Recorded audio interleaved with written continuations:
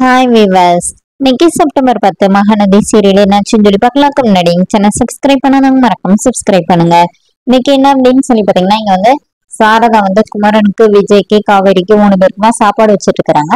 அப்போனே குமரனுக்கு வந்து ஆம்லேட் தான் ரொம்ப பிடிக்கும் அப்படின்னு சாரதா சொல்லும்போது, விஜய் கிட்ட வந்து குமரன் சொல்றாங்க, அத்தையோட சமையல் டேஸ்டா இருக்கும் சாப்பிடுங்க அப்படின்னு பாட்டி கேக்குறாங்க. ஏன்னா உங்க அம்மா சமையலுடைய என்ன பாட்டி இப்படிதான் கோர்த்துடக்கூடாதுன்னு இப்ப காவேரி சொல்றாங்க, பாட்டி பாத்தீங்களா உங்களை எப்படி கோர்த்துடுதுன்னு பார்த்து இருந்துக்கோங்க மாமா அப்படின்னு சொல்லிட்டு கிண்டல் பண்ணி சிரிச்சிட்டு இருக்கிறாங்க.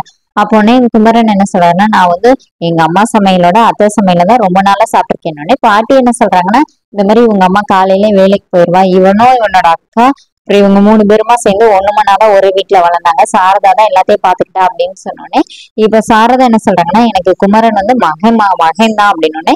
குமரன் என்ன சொல்றாருன்னா, ஆமா நான் அத்தைக்கு மகன் மாறிதானே.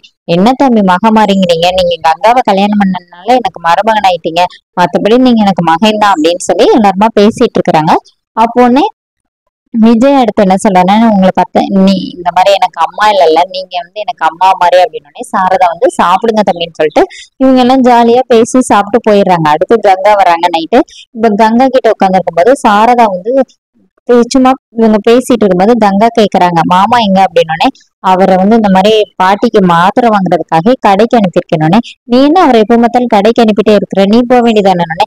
நான் தாண்டி போறேன்னு சொன்னேன், அவர் நான் போறேன்னு போயிட்டாருனோடனே ஏன் கங்கா அதுக்கு இவ்வளவு கோவப்படுற அப்படின்னு அவங்க கேட்டுட்டு இருக்கும்போது இப்ப சாரதா என்ன சொல்றாங்கன்னா, காவேரி வீட்டுக்காரருக்கு நான் என்ன சமைச்சு கொடுத்தாலும் அவர் நல்லா இருக்குன்னு சாப்பிடுறா அப்படின்னோடனே டெய்லி விருந்து சாப்பாடை கொடுத்தா யாருதான் சாப்பிடாம இருப்பாங்க அப்படின்னு சொல்லிட்டு கங்கா சொல்றாங்க. இன்னொரு நீ ஒரு மாதிரி கொதர்க்கமாவே பேசிட்டு இருக்க அப்படின்னு பாட்டி கேட்டோடனே இப்ப கங்கா வந்து ரொம்ப கோவப்படுறாங்க. இது எல்லாத்தையுமே காவேரி ரூம்ல இருந்து கேக்குறாங்க.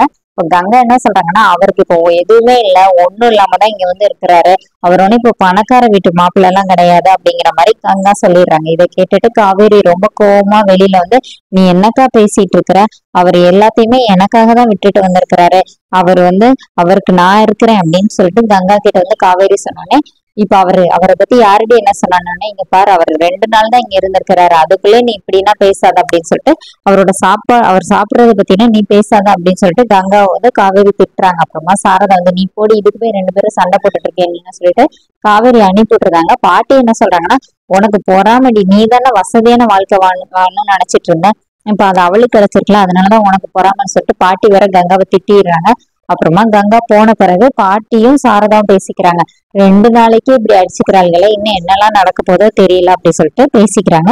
இங்க என்ன ஆகுதுன்னா, விஜய் கூட வந்து சாரதா வந்து வாக்கிங் போறாங்க, காவேரியும் வராங்க.